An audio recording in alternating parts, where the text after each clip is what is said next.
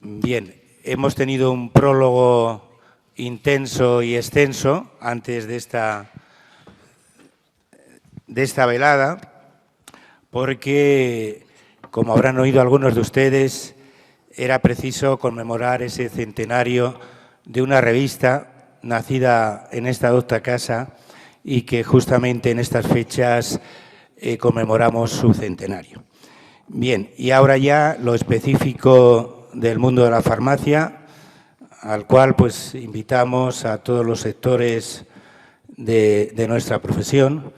Como decía un amigo mío, pues hay farmacéuticos de ciencias, farmacéuticos de letras y farmacéuticos de economía. Bueno, pues aquí además hay farmacéuticos humanistas y me alegro de la presencia de todos ustedes.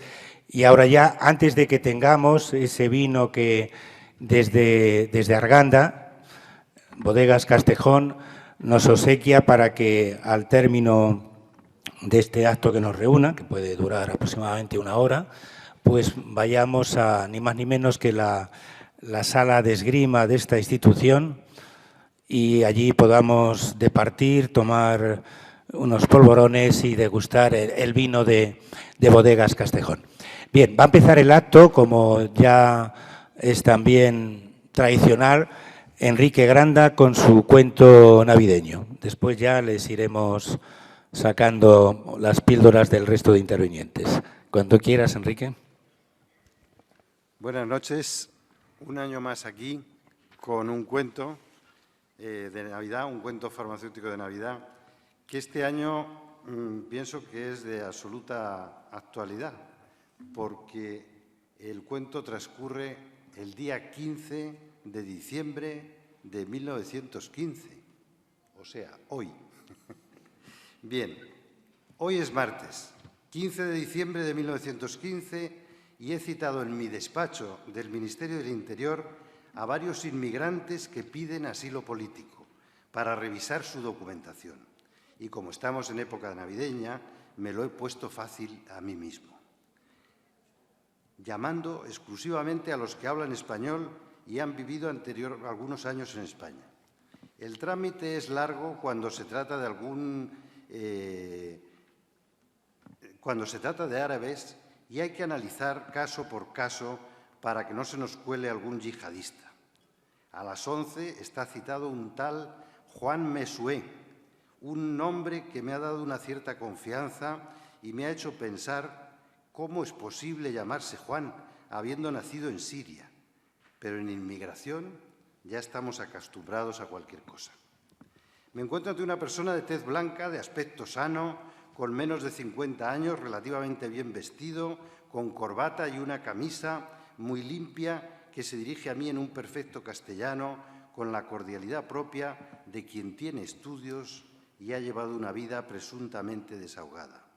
Comenzamos a hablar y le pido que me vaya explicando por qué necesita asilo político en España.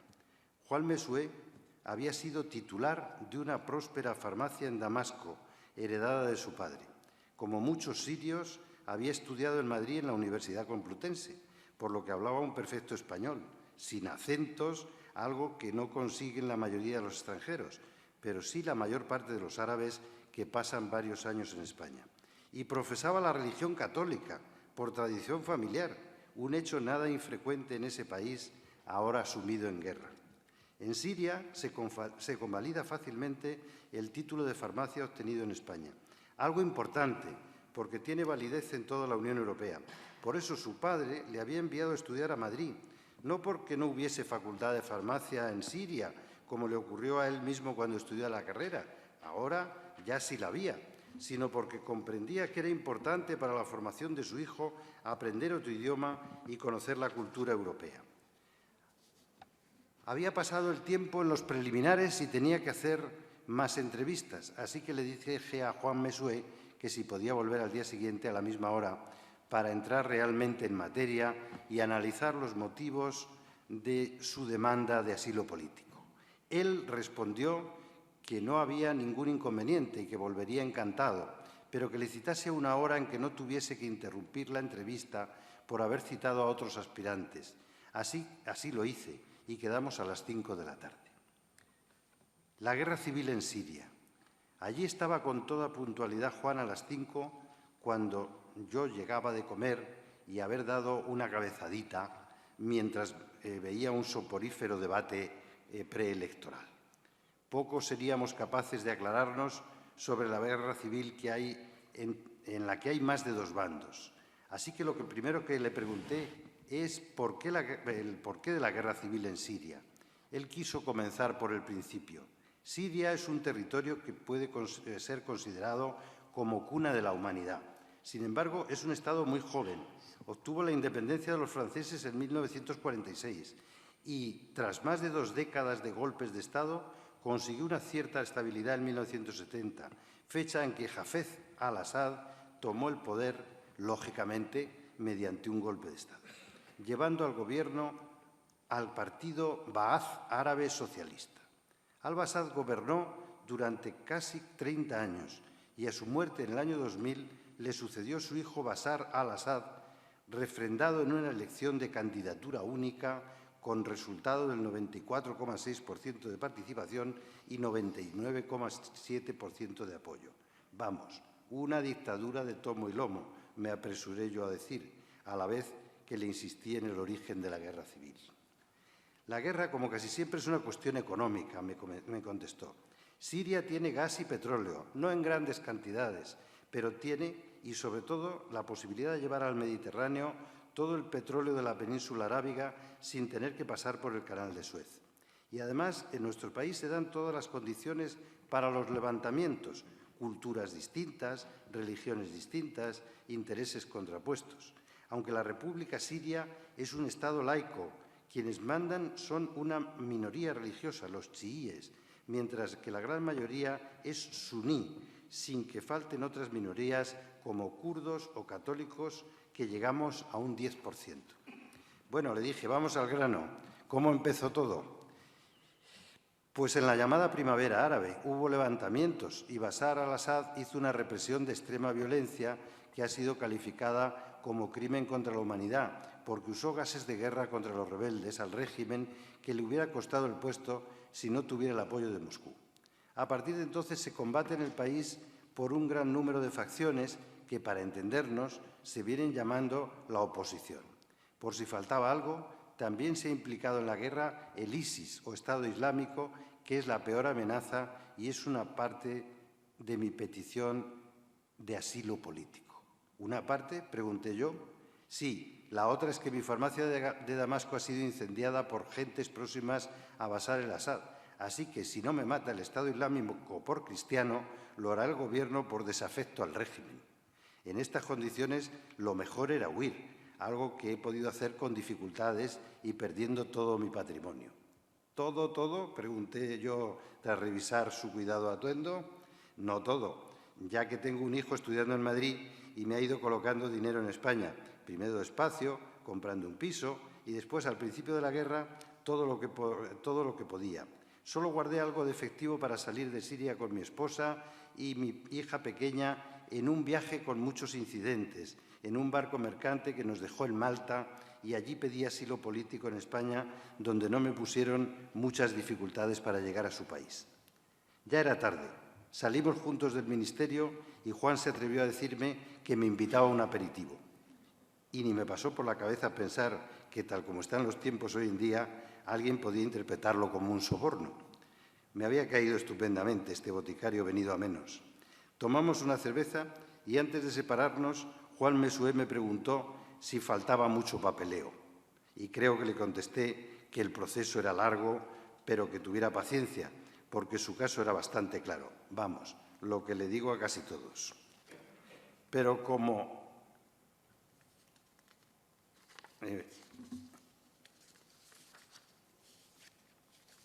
Vamos a ver, que aquí hay un problema. Ah, sí. La Navidad. Las elecciones generales fueron el día 20, con el resultado que todos conocemos y la incertidumbre de pactos políticos que se avecinaban. Los funcionarios en estos casos nos ponemos de perfil y mostramos nuestra profesionalidad de una manera exquisita. Procuramos atender al posible cesado sin olvidar que puede ser confirmado en el cargo por el nuevo Gobierno o permanecer muchos meses en el puesto antes del cese. Así que cuando tuve que despachar con el director general, hice mi informe habitual sobre las peticiones de asilo político. Le vi nervioso, casi sin atreverme a pedirme algo, pero al fin lo hizo. Tengo un problema con las peticiones de asilo político. Llevamos más o menos las mismas que el año pasado. Si tenemos expedientes atrasados en las cosas que estén bastante claras, podría incluirme para la firma unos 100 y así mejoraríamos la gestión, algo que se nos está pidiendo desde la Unión Europea. Pero escoja los que se encuentren más atrasados y así también daríamos una mejor imagen de eficacia. En una reacción normal de todo funcionario, estuve a punto de poner pegas. El proceso era lento porque era muy garantista y además estaba el tema del yihadismo, pero no me atreví a recordar las imágenes difundidas por la prensa de aquella periodista húngara poniendo la zancadilla a inmigrantes con niños en los brazos. Y le dije que haría lo posible, aunque ya tenía muchos funcionarios en la primera semana de vacaciones. Al volver a mi despacho eché un vistazo al inmenso montón de solicitudes y escogí 100 de las que llevaban más tiempo y contenían notas favorables. El expediente de Mesue estaba encima de la mesa, todavía sin calificar. Además, era de los últimos. Lástima, porque me había caído bien. Ahora venía el trabajo mayor para nuestro equipo, hacer las resoluciones que firmaría el director general. Así que reuní a mi menguado equipo y les transmití la mala noticia. El director me ha dicho que dejemos hechas 100 resoluciones antes de irnos de vacaciones. Vi sus caras de sorpresa y sus ganas de armarla, hasta que Julia, una auxiliar muy eficaz, pero con genio, saltó. ¿Pero cómo? ¿100 resoluciones? Ese es el trabajo de un mes para las 10 personas del servicio y ahora estamos solo 5. Me tocó negociar y poniéndome de su parte, hagamos 50. Yo también trabajo haciendo resoluciones y las otras 50 se las dejamos al segundo turno de vacaciones. Conseguí aplacarles un poco y les pedí que me mandaran una plantilla de resolución a mi correo, a la vez que les di 8 expedientes a cada uno y yo me quedé con el resto. La verdad es que salimos tarde aquellos días y a mí se me daba peor que a ellos. Cuando ya llevaba los 8 malditos expedientes, me di cuenta de que todavía faltaban 2 para los 50, que pondría la firma antes del segundo turno. Y decidí tomar una de esas pequeñas venganzas de los funcionarios. Cogí un expediente cualquiera de los antiguos y el de Juan Mesue, que completé a toda prisa, puesto que ya tenía los informes favorables.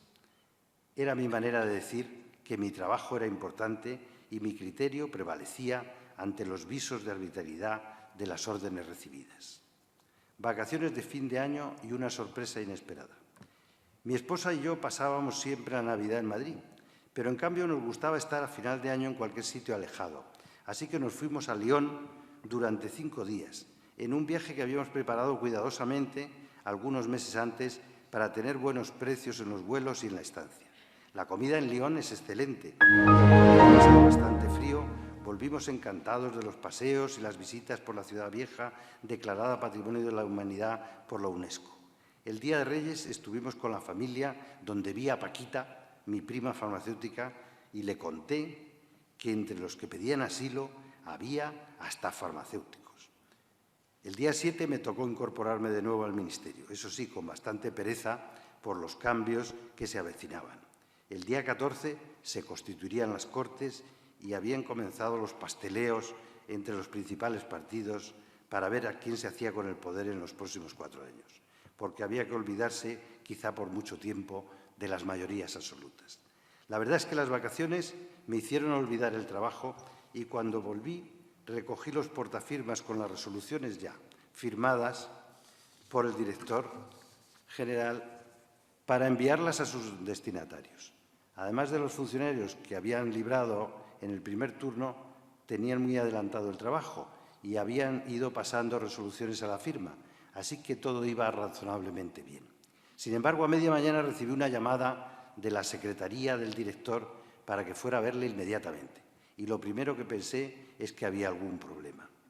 Llamé con pánico a la puerta y cuando me encontré al director, me encontré al director sonriente. Le he llamado porque el subsecretario me ha pedido que les transmita su felicitación por el trabajo que han realizado.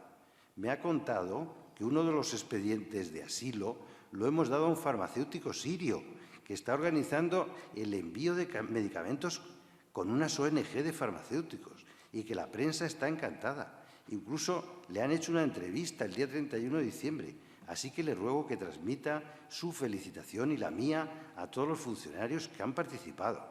Tras esto me preguntó dónde había pasado las vacaciones y estuvimos hablando un rato sobre Lyon, una ciudad que él conocía perfectamente, permitiéndose incluso presumir de haber cenado alguna vez en el restaurante de Paul Bocuse. Al salir, el director me dijo sin perder el tono amable: la verdad es que ha sido una suerte que incluyera ese boticario, pero no crea que no me di cuenta que entre su solicitud y la resolución no habían mediado ni 3 semanas. Pero lo atribuía a las prisas. En fin, no hay ningún problema. Sí, quizá las prisas de última hora, dije yo balbuceando mientras me despedía. Al salir del ministerio aquel día, estaba en la puerta Juan Messué, que se vino hacia mí para darme las gracias efusivamente. Decía que sin duda su caso era un milagro de Navidad, un día que, por cierto, es fiesta nacional en Siria para todos los ciudadanos y no solamente para los católicos, y me propuso que tomáramos un café para contarme algo más. Temí que se tratara de política, pero acepté intrigado. Cuando estábamos ante una humeante taza de café, me dijo: usted quizá no sepa, pero un antepasado mío estuvo en España en el siglo XII y fue muy famoso en el mundo cristiano. Había nacido como yo en Damasco, pero aquí es donde alcanzó la fama. De la historia de la medicina y la farmacia yo no sé mucho, pero algo me sonaba el nombre y le pedí más datos para mostrar mi cultura ante mi prima Paquita, que siempre adopta un aire de superioridad frente a lo que llama despectivamente abogados de secano, cuyo único mérito había sido sacar una oposición, como es mi caso. Juan comenzó a contarme que de su paso por la facultad recordaba, aunque ya se lo había avisado su padre, que se llevaría una sorpresa cuando le tocara cursar la asignatura de Historia de la Farmacia, porque el profesor se dirigiría a él en cualquier momento preguntándole por los cánones de Messué, una figura imprescindible en la historia de la farmacia que dejó escrito el Gravadín Antidotario, entre otros libros, y cuya influencia llegó hasta el siglo XVIII en toda Europa, pero muy particularmente en España, donde se hicieron defensas encendidas de sus teorías en un momento que ya triunfaba la química. Así que me contó que se preparó con esmero la historia de su supuesto antepasado y se sabía de memoria los 9 cánones de Messué el joven, que en su tiempo denominaron el evangelista de los farmacéuticos. Menuda historia para mi prima farmacéutica, pensé yo. Al fin va a tener que reconocer que los funcionarios también podemos presumir de cultura y le pregunté cómo se pensaba ganar la vida en España. De momento no he tenido problema. Me he colegiado, ya estoy trabajando en una farmacia como adjunto y aunque me está costando ponerme al día con la receta electrónica, tengo mucha experiencia en atender a los pacientes. También colaboro con una ONG para mandar medicamentos a Siria y tengo un proyecto de exportación de genéricos con una cooperativa para suministrar a los países árabes gracias a mi conocimiento del idioma. La verdad, pensé cuando dejé a Juan, es que los refugiados políticos que son farmacéuticos no necesitan milagros de Navidad para ganarse la vida y es posible que todavía se la ganen mejor que muchos de nuestro país. Pero sí me necesitan a mí, que acepte su solicitud. Por un momento encontré sentido a mi monótono trabajo y me imbuí de la Navidad como si fuera Papá Noel exclamando «Jo, jo, jo».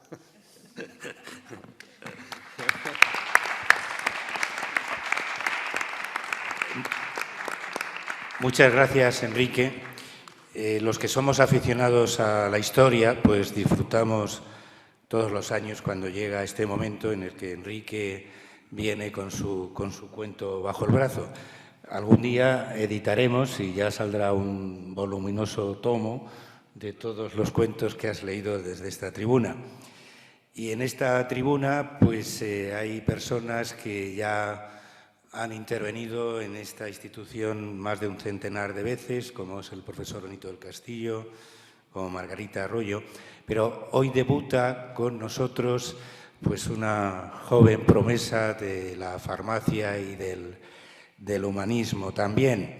Me estoy refiriendo a Jorge Poveda, que como saben todos ustedes es director técnico de Cofares, también es el vocal de distribución del Colegio de Farmacéuticos de Madrid, que también se ha ocupado de que el acto que hoy nos reúne llegue a todos los socios de Cofares y que hoy pues, nos va a leer su cuento. Un cuento que además pues, va a llevar a una prolongación, ni más ni menos, con una exposición que nos va a hacer el profesor Benito del Castillo, asiduo a todos los actos, de estos botes albarelos, bueno, también hay algunos que no son albarelos, que ustedes están viendo desde sus asientos y que después comentará el profesor del Castillo. Ahora vamos a centrarnos en el cuento de Jorge Poveda, no sin antes decirles que de los paralelismos que hablaba Enrique Granda, no nos ha dicho quién va a ganar las elecciones el día 20, sí sabemos que no va a ser por mayoría absoluta y que, en fin, también ha hablado de una ONG y como tiene parte de visionario, pues le adelanto que es que dentro de unos meses Farmacéuticos Sin Fronteras va a llevar aquí a cabo unos actos intensos y extensos como solemos hacer últimamente desde la sección de farmacia, que muchos de vosotros sabéis que ya en meses anteriores conjugamos pues, homenajes como Santa Teresa con personajes de la farmacia, en fin, ocupando pues hasta 4 horas en las tardes que aquí nos reunimos. Por eso no siempre confluyen los tiempos. Pero ahora ya sí que damos la palabra a Jorge Poveda y espero que ustedes disfruten de ese cuento. Cuando quieras, Jorge. Sí, buenas noches. Un momentito para dar gracias y disculpas. Gracias, Daniel Ateneo, por invitarme a este acto. Gracias a EFLA, personificado un poco en Margarita, y en Enrique, por la publicación en nuestra revista de pliegos de robótica de los cuentos. Y disculpas porque es la primera vez que leo un cuento mío en público. A nivel de docencia y a nivel profesional, pues es una cosa, pero el pánico que siente un autor, si queréis llamarlo así, ante un folio en blanco no tiene nada que ver con el pánico que tiene el leer algo que has escrito tú, que has parido tú frente a un público y tan selecto como este. Así que a ver cómo sale. Era un tarro como había visto muchos. La descripción que había facilitado la casa de subasta Christie's era sencilla. Albarelo de farmacia del siglo XVII de la factoría de Talavera, España. Fabricado y decorado a mano. Decoración de esponjado azul sobre azul, muy simple. Leyenda central, ungüent hominis. Tapa cerámica. Si bien estas piezas originales alcanzan un precio elevado en el mercado, los $30.000 pagados por esta solo se podían atribuir a la traducción un poco esotérica de la frase en latín como grasa humana, aunque otros expertos lo habían traducido simplemente como pomada. Llevo más de 30 años dedicándome a restaurar piezas antiguas y este albarelo me iba a dar bastante trabajo, pero también un buen pellizco de euros de beneficio. La superficie estaba cubierta de una leve capa de mugre, endurecida y opaca como el barniz seco, pero la consistencia del tarro no presentaba a simple vista fisura ni grieta alguna. Tampoco la tapa cerámica, pieza curiosa que no se suele conservar en los ejemplares de esta época. Esta tapa estaba pegada al tarro, pero una simple presión tras aplicar un chorro de vapor caliente sobre la junta de ambas piezas hizo que se separase fácilmente. Del interior del tarro surgió un aroma pestilente que impregnó toda la habitación, haciéndome correr hacia la ventana, abriéndola de par en par.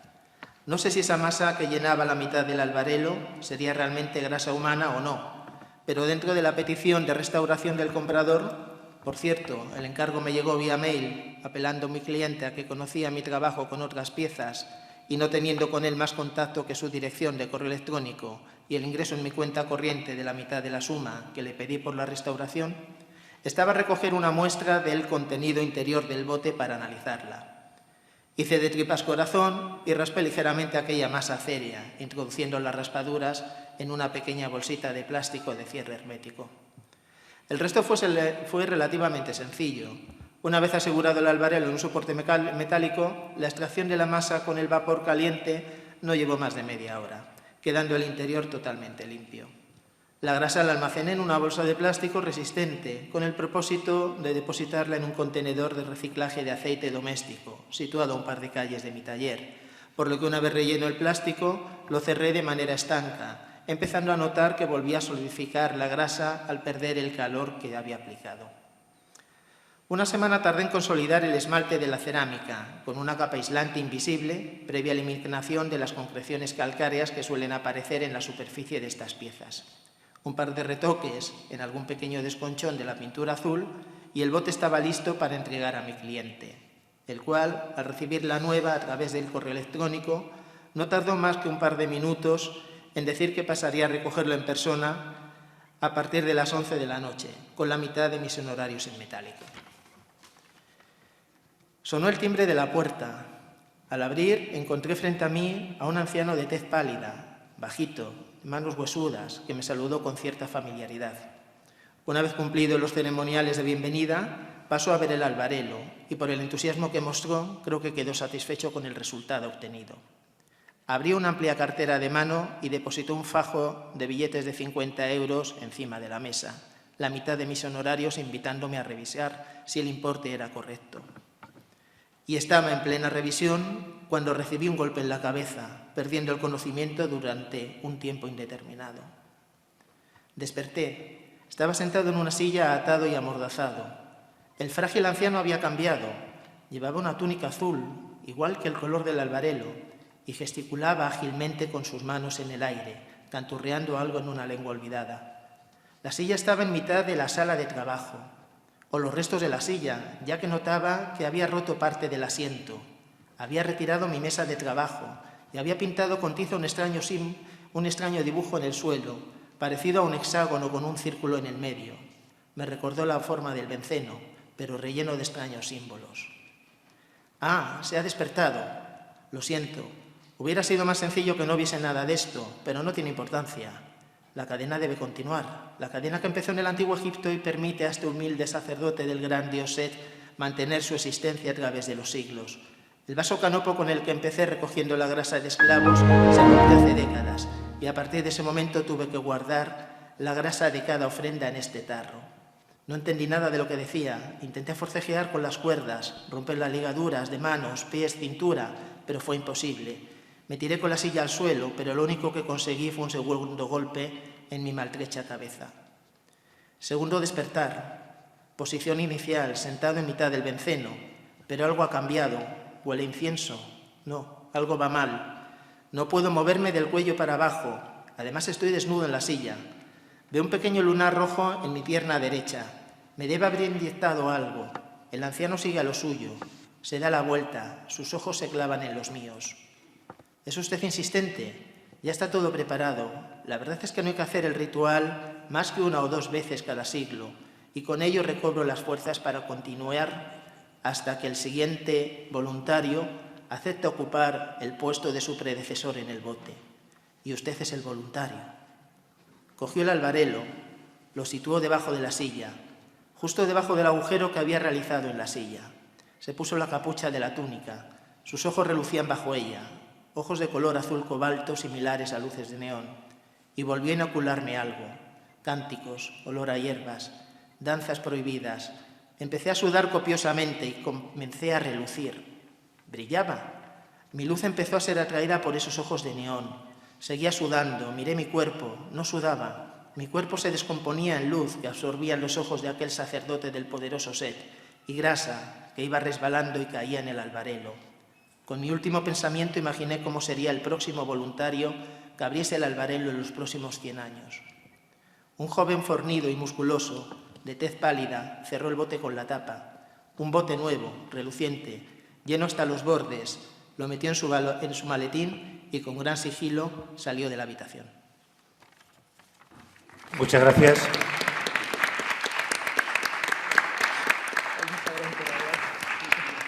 Muchas gracias, Jorge. Esperemos que este sea el principio de muchas intervenciones en esta tribuna.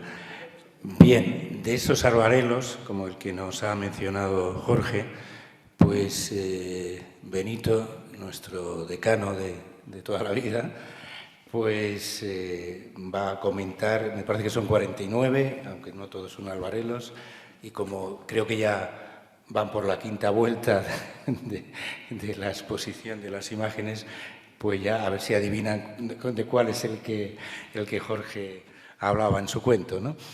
Bien, cuando quieras. Muy buenas tardes. Voy a empezar hablando desde la mesa para luego bajar.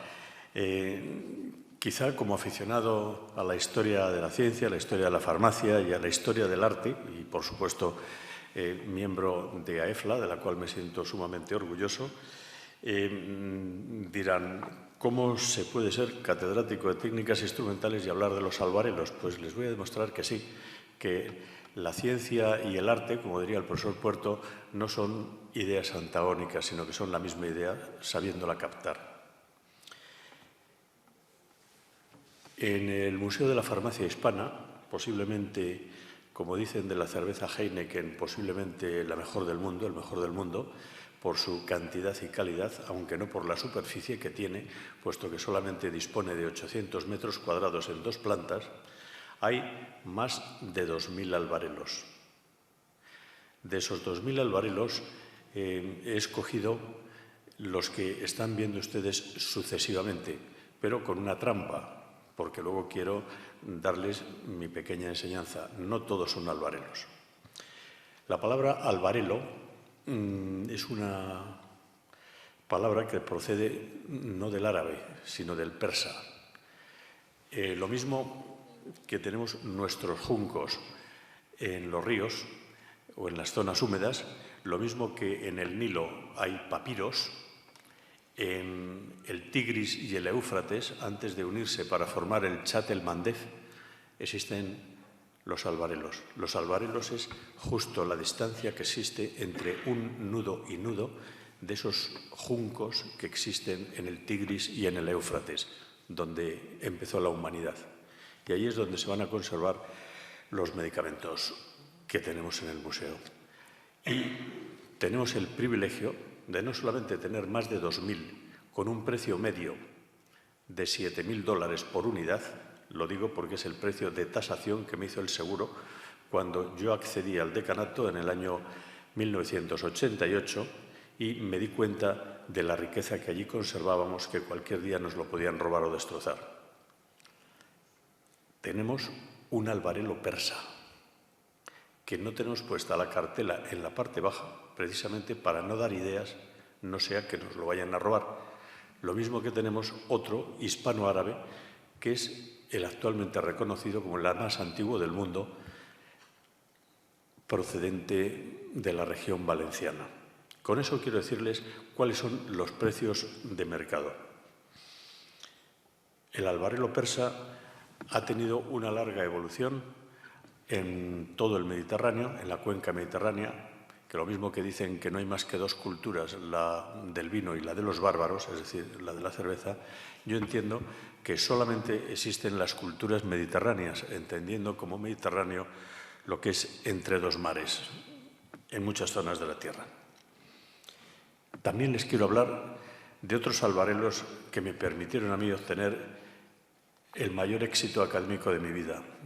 La publicación que más importancia ha tenido de las muchas que tengo ha sido solamente de 2 páginas, escritas en inglés en el año 2005 en Malta. Tuve que poner de acuerdo, como presidente de la Asociación Europea de Facultades de Farmacia, a más de 180 decanos de 20 y tantos países en un único idioma que no es el mío materno, el inglés. Conseguí un documento de 2 páginas. Le causó tanta impresión al decano de Malta, a Tony Serracino, que me dijo, llevémoselo al rector, que por cierto es mi hermano. Y el rector dijo, me parece importante, y además lo han denominado documento de Malta, llevémoselo al presidente de la República. presidente de la República, para mí, es como el presidente de la Diputación de Burgos, 400.000 habitantes, pero que el voto de Malta vale lo mismo que el de Alemania o que el de Francia. Haciendo antesala, vi 2 cuadros de Rivera y en una esquina diversos albarelos.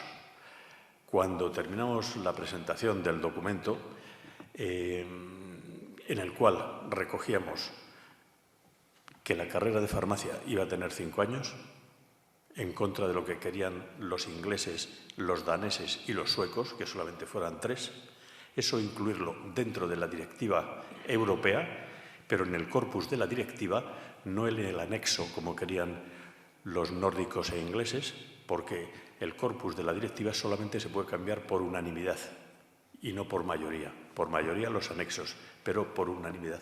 Es decir, que durante 25 años todavía nuestros farmacéuticos tendrán que seguir cursando carreras de 5 años, con los 14 mínimos que tienen. Pues bien, después de esta presentación al presidente de Malta, le dije, ¿cómo es que usted tiene esos cuadros de Rivera? Dice, claro, el Españoleto era muy cotizado en la corte española. Recuerde usted que Malta fue un regalo que hizo el emperador Carlos V cuando la Orden de Malta perdió Rodas. Dije, efectivamente, qué mejor agasajo a España que tener en el despacho presidencial 2 cuadros del Españoleto. Y le pregunté, señor presidente, ¿cómo es que tiene usted unos botes de farmacia talaverana? Dice, perdone usted, esos son botes de cerámica aragonesa que tienen influencia catalana de Escornalbou. Me quedé pasmado. ¿Y cómo sabe usted eso? Dice, es que antes de ser presidente fui médico y antes de médico farmacéutico. Y la primera carrera imprime carácter, lo mismo que el bautismo. Yo dije, para mí, esto lo tenemos salvado cuando tengan que debatirlo en el Parlamento Europeo. Y así fue. Nos ayudó solamente un español, de forma eficaz, que fue aquel que había sido el ministro y que se casó con la Preisler. Sabéis que estoy hablando de Boyer. Y tenemos esa directiva. Como os decía, en nuestro museo de la Facultad de Farmacia tenemos un tesoro, muchas joyas, que la anterior conservadora, Eugenia Mazuecos, que acaba de jubilarse, los ordenó por criterios totalmente contrarios a los que tenía el decano. Yo era partidario de la cantidad, ella no, de la calidad y además recogidos por regiones. Es decir, que tenemos de cerámica catalana, cerámica aragonesa, cerámica de Puente del Arzobispo, cerámica de Talavera, donde están fundamentalmente albarelos. ¿Por qué? Pues porque los albarelos son los más antiguos. ¿Y cómo se sabe eso? Cuando vayáis a comprar a un anticuario, cuando os intenten decir este es un albarelo con tapa o un albarelo le pongan tapa, el albarelo tiene forma de cañón y la tapa es la boca de cañón, que se cerraba con una badana de cuero atado con una trabilla o tramilla, un cordel, pero jamás tuvo tapa, ni de madera, algunas veces de corcho, pero nunca cerámica. ¿Por qué? Pues porque hasta el siglo XIX no se tuvieron las técnicas por parte de los ceramistas lo suficientemente evolucionadas para que casaran casi herméticamente lo que es el albarelo con la tapa. Y lo que es un bote con tapa son los más modernos, los menos valiosos, los del siglo XIX, por los cuales, si alguna vez pretendéis comprar uno, no paguéis nunca más de 100 euros. Y si os quieren pedir 2.000, haced como hizo don Guillermo Folch. Se lo dejó caer al suelo, se rompió en múltiples pedazos, sacó un billete de 2.000 pesetas y dijo, tenga, y todavía está usted cobrando demasiado. Eso demuestra entender un poco. También me tocó acompañar al abad mitrado de San Pedro de Cardeña, Fray Marcos, en una subasta de Durán. Y pensarán ustedes, ¿qué hace un abad cisterciense con un decano de farmacia en una subasta de Durán? Pues sencillamente que el monasterio San Pedro Cardeña, donde estuvieron los restos del Cid y de doña Jimena enterrados durante 800 años, los franceses decidieron robar unos cuantos y los otros llevarlos al centro de Burgos. Y la farmacia desconocida totalmente, incluso por los historiadores de la farmacia, nadie sabía nada. Hasta que este buen hombre tuvo conocimiento de que en Durán subastaban 2 botes. Pujó, porque había alguien que sabía lo que se llevaba entre manos, y pujó por 7.000 euros cada uno. Y se los llevó. Y son los 2 únicos originales de una de las farmacias más importantes que ha habido en el Camino de Santiago, en España, en Burgos. Más incluso, pienso yo, que la de Santo Domingo de Silos. Y os preguntaba antes, ¿qué hace un profesor de técnicas instrumentales hablando de albarelos? Pues yo eso se lo expliqué en su momento al director del Museo del Prado y a la directora del Museo de América, sencillamente porque lo había visto en París, en donde para catalogar piezas importantes de museo, lógicamente tienen que utilizar técnicas instrumentales no destructivas, es decir, una química analítica fina, elegante. Tú no puedes agarrar un trozo de bote y disolverlo. Hoy día todos sabemos que los albarelos antiguos tienen un vidriado especial y ese vidriado precisamente se llama alcohol de alfareros. El alcohol de alfareros es el sulfuro de plomo, la galena, con la que se hacían radios y con la que extraían en la zona de Jaén los romanos cantidades ingentes de plomo. Hoy día sabemos que el plomo es tóxico, produce saturnismo y está prohibido totalmente en las normas de la Unión Europea fabricar ningún plato, porcelana, cerámica o cualquier cosa que pueda luego llegar a la boca con el vidriado conocido como alcohol de alfareros.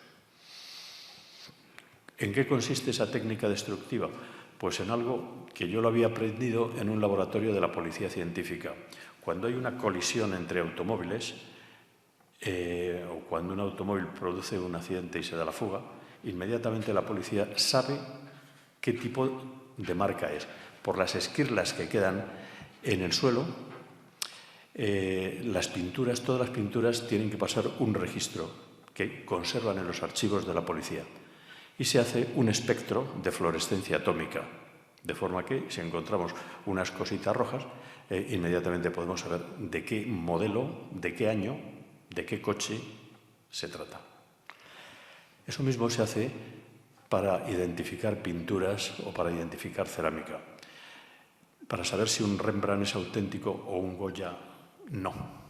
¿Cómo? No vas a destruir el cuadro. Lo que haces es, con una incidencia de 90 grados, lanzando un rayo X de una longitud de onda corta, tener un detector que te capta la longitud de onda emitida. ¿Por qué? Pues porque Rembrandt pintaba con unos colores azules distintos a los que utilizaba el Greco en Toledo. ¿Por qué? Porque las minas que había en el norte de Europa o en Centro Europa eran distintas. Conseguían el mismo color, pero no tenían el mismo origen químico los minerales que se empleaban molidos bien en un mortero o con una moleta para hacer esos cuadros.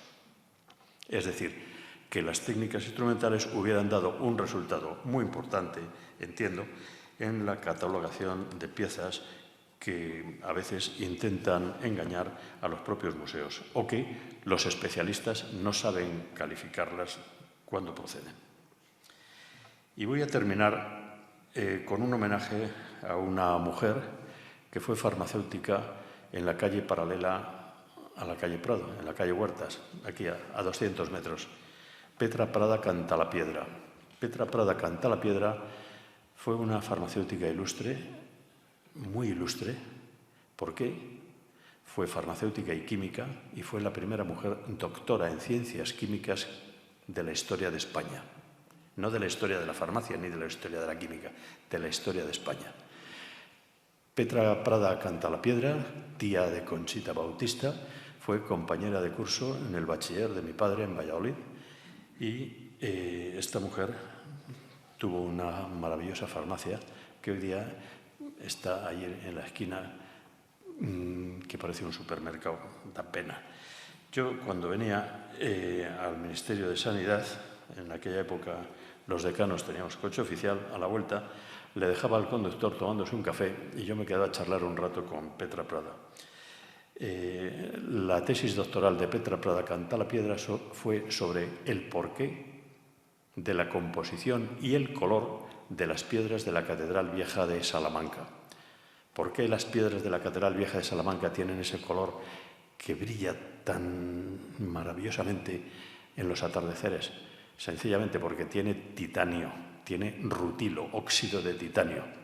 Esa es la razón de ese color, que es bastante abundante, pero justamente las mejores piezas para sacarlas de la cantera fueron las que se utilizaron en la Catedral Vieja. Petra Prada tenía unos albarelos maravillosos que don Guillermo Folch se los quiso comprar en múltiples ocasiones y que ella renunció. Sin embargo, conmigo cometió una excepción. Mi regalo de bodas, fueron muy curiosos los regalos de bodas que yo tuve. Mi padre me regaló una segunda edición del Quijote del siglo XVIII.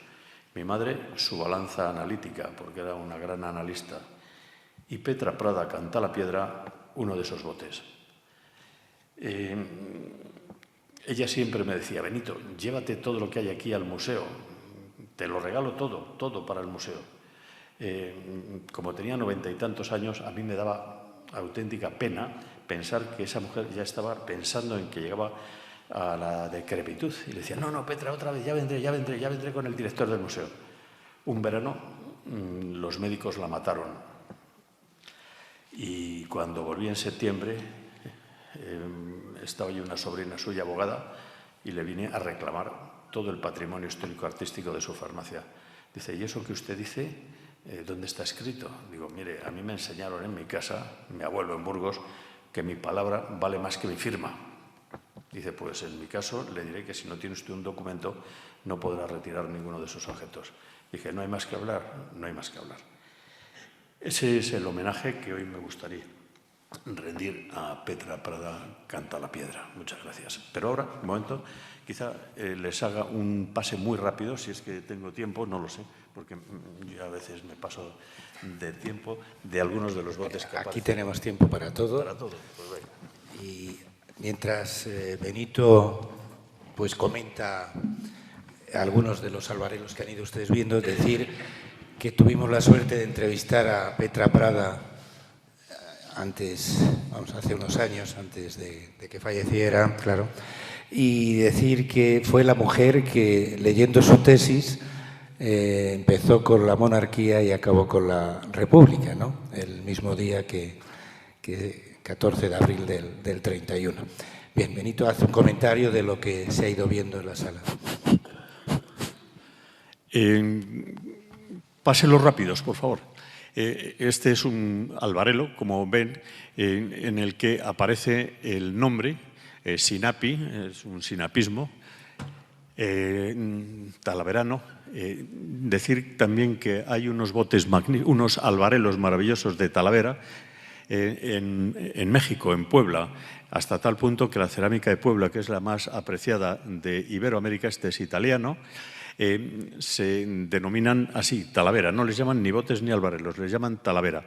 Y he tenido la oportunidad de encontrar en el Museo de Cebú, en Filipinas, una farmacia completa que con el buque, con el galeón San Diego, se hundió luchando contra los holandeses, y allí los chinos, que saben imitar todo, imitaron cerámica, que es loza de baja calidad, en porcelana, en el año 1600. Y hay una farmacia completa con todos sus albarelos, con todas sus espátulas, con todos sus morteros y con todos los instrumentos científicos que utilizaba una farmacia en el siglo XVI. Como veis, todos ellos tienen esa forma de boca de cañón con figuras preciosas. Normalmente, a simple vista, por el color, podemos decir cuál es la composición. Normalmente, como digo, los colores azules son sales de cobre, azurita, los verdes suelen ser malaquita, que es otra sal de cobre, y los morados son manganeso. Quizá os llame la atención a veces los maravillosos dibujos que aparecen, pero sin embargo, los más valiosos son unos que se denominan de esponja, que hay bastantes en un museo singular que existe en la ciudad de Burgos. La ciudad de Burgos tiene en el Arco de Santa María un museo de la farmacia que conseguí que se instalara allí a 50 metros de un patrimonio histórico de la humanidad, que es la catedral. ¿Cuántas profesiones hubieran querido tener un museo a 50 metros de un patrimonio de la UNESCO? Eso está allí, y los más valiosos, como digo, son con una esponja, porque metían con un hisopo, o sea, metían un palito con una esponja pinchada en una sal de manganeso, generalmente pirolusita, y le iban dando así golpecitos, como hisopazos. Esos al manganeso, que sepáis que son los más valiosos. Este, con la goma de tragacanto, no es un albarelo, es un bote, porque habéis visto que tiene su correspondiente tapa en la parte superior. El color amarillo generalmente procede, los boticarios siempre eran, los boticarios reales eran los que guardaban los venenos de los reyes, y los más apreciados eran el oropimente y el rejalgar, es decir, las sales de arsénico, antimonio, bismuto, todos ellos. Los colores amarillos son no voy a decir no chuparlos, ¿no?, porque están vidriados con plomo. Todos estos metálicos tienen una clara influencia árabe y son fundamentalmente valencianos. Sin embargo, todos estos, aquí tenemos la raíz de valeriana, por supuesto escrito con B, ¿no?, o la raíz de angélica, que tienen una disposición. Veis que en la parte superior del cuello está dispuesto, preparado para poner un trocito de cuero, la badana, y atarlo con una cuerdecita para que no cayera el polvo ni las moscas se fueran, porque sabéis que los medicamentos que ahí se guardaban, desde la llegada de los árabes, estaban edulcorados con azúcar. El azúcar fue una introducción árabe, porque antes se pensaba que los remedios, los medicamentos, tenían que tener mal olor, color y sabor, porque las enfermedades eran castigo divino y, por tanto, no se podía curar uno con una cosa que supiera bien. Los árabes en eso nos dieron algo más positivo. Y hoy día aparecen tan atractivos de colores las cajitas de los medicamentos y las píldoras, cápsulas y comprimidos, que tienen que poner: no deje que los niños se acerquen a ellos, porque es que se los comen. Son tan bonitos, son auténticas obras de arte las cajas de medicamentos que hoy diseña la industria farmacéutica. Exactamente igual se hacía en aquella época, en los siglos XV, XVI, XVII, XVIII. Las farmacias eran lugares atractivos. A mí me acuerdo que mi padre me contaba de la farmacia de mi abuelo, que cuando llegaba algún paisano con la boina puesta le decía: fulano, ¿tú cuando vas a misa te quitas la boina? Dice: sí, señor. Dice: pues descúbrete que entras en el templo de la ciencia. Y si no, no le despachaba nada. Veis la cantidad de albarelos, quizá los más originales, pero no los más valiosos, porque tampoco quiero dar pistas, que tenemos en el Museo de la Farmacia Hispana. Este es portugués. Estos portugueses son muy interesantes. Fundamentalmente se fabricaban en Portugal, sabéis que tienen unos ceramistas maravillosos, pero estos proceden de la zona de Conímbriga, de Coimbra actual. La raíz de ratania. Sigue, por favor. Ácido cítrico. Todos estos ya no son de loza, son de porcelana, y se caracterizan fácilmente, si le miráis en la base, porque son mucho más valiosos los de Sèvres, entre los franceses, mucho más que los alemanes. Y bien, pues con esto ya os dejo en paz para que escuchéis. También pedir disculpas por haber venido sin corbata, pero es que venía de viaje y no me ha dado tiempo a llegar a casa. Creo que el ser elegante y correcto en un auditorio, ante un auditorio como el vuestro, como lo formáis vosotros, y en un lugar tan emblemático, no debieran permitir a gente que fuera vestida como yo, y menos tomar la palabra. Muchas gracias. Bien. Muchas gracias, Benito. Hemos recibido una clase de técnicas instrumentales y otra de arte. Como bien decía nuestro amigo Javier Puerto, a veces se puede combinar, difícilmente, pero se puede combinar la ciencia y el arte. Y eso es lo que esta tarde, como otras muchas, hemos recibido de nuestro amigo Benito del Castillo. Bien, para cerrar este acto, y como ya también es tradicional en esta institución, Margarita Arroyo va a poner ese punto poético y musical que siempre la ha caracterizado. Ella, según muchos farmacéuticos, es la musa de la sección de farmacia y sabe amenizar siempre con su palabra y su encanto, pues todo lo que dice desde esta mesa. Así pues, Margarita, tienes la palabra y decir que viene con nosotros también Enrique López, a quien quiero también desearle unas felices Navidades y congratularme porque Enrique López Anglada, pues fue también una figura muy importante en esta institución. Yo llegué a conocerle, formaba parte de la directiva del Ateneo y nos acompañó ni más ni menos que en un homenaje que la profesión farmacéutica rindió a Federico Muelas, de quien era un gran amigo. Así pues, bienvenido de nuevo también tú a esta casa. Y Margarita, ahora ya pones el cierre a esta velada. Hola, buenas noches a todos. Gracias por resistir, sois geniales.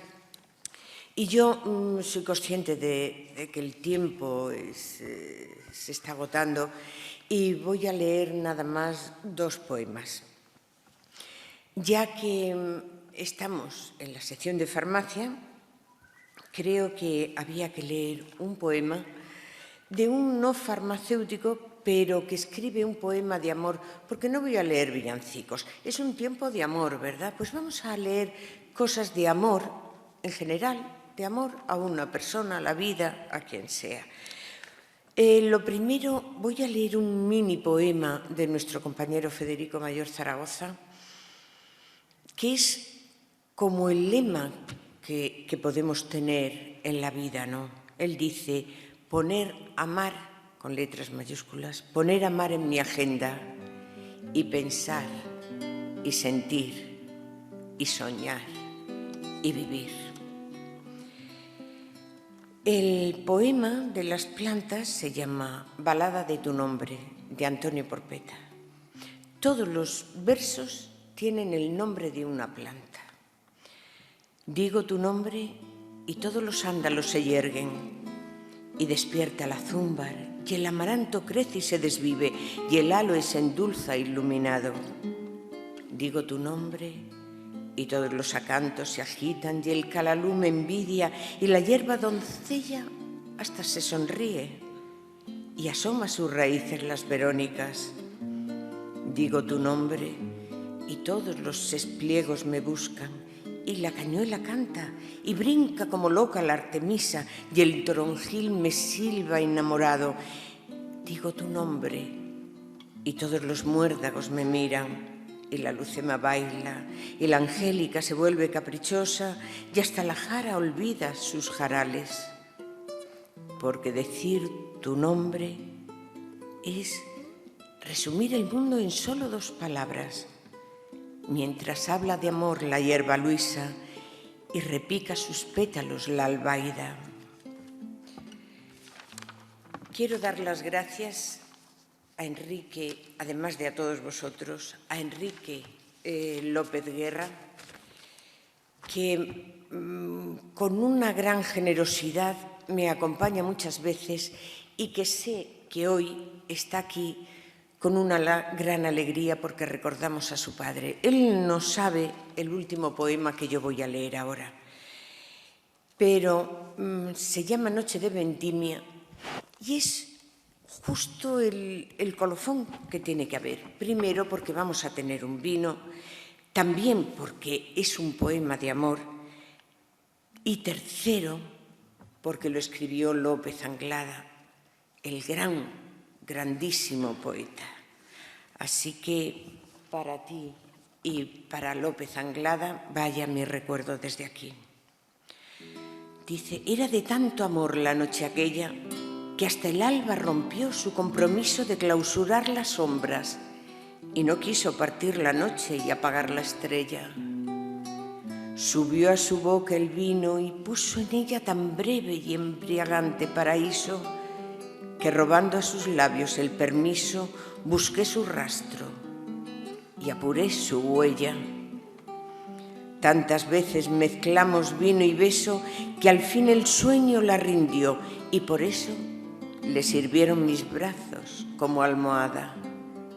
Y cuando pudo el sol alzar el vuelo, estaba rojo como el vino, el cielo, y tan azul como sus ojos, la alborada. Gracias a todos y feliz año.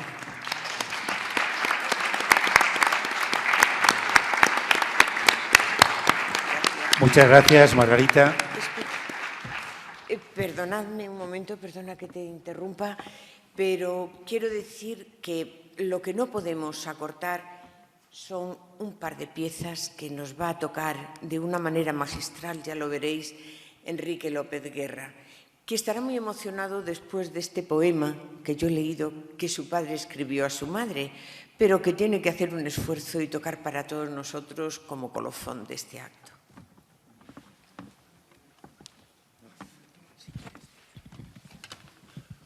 Buenas noches. En primer lugar, voy a interpretar una obra brasileña de un...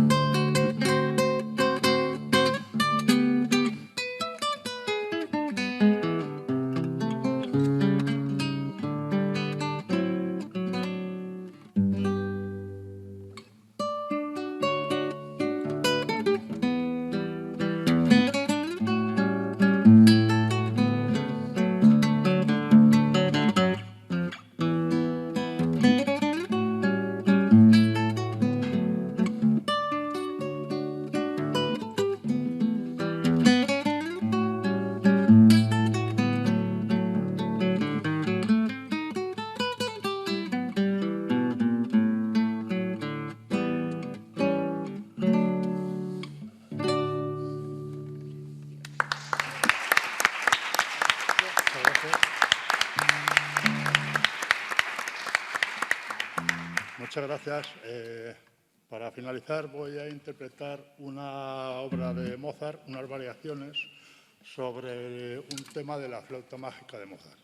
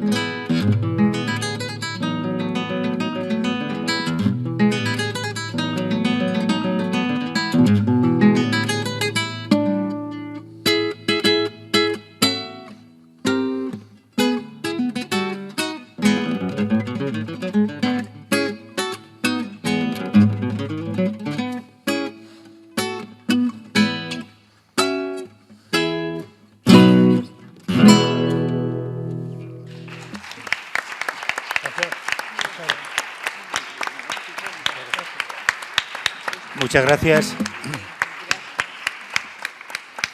Qué mejor broche para finalizar esta velada que la poesía y la música que han puesto Margarita Arroyo y Enrique López. Decir ya para terminar, empezábamos a las 7:15, han sido casi 3 horas y como siempre pues creo que ha habido grandes cosas que quedarán en el recuerdo en estas veladas farmacéuticas navideñas.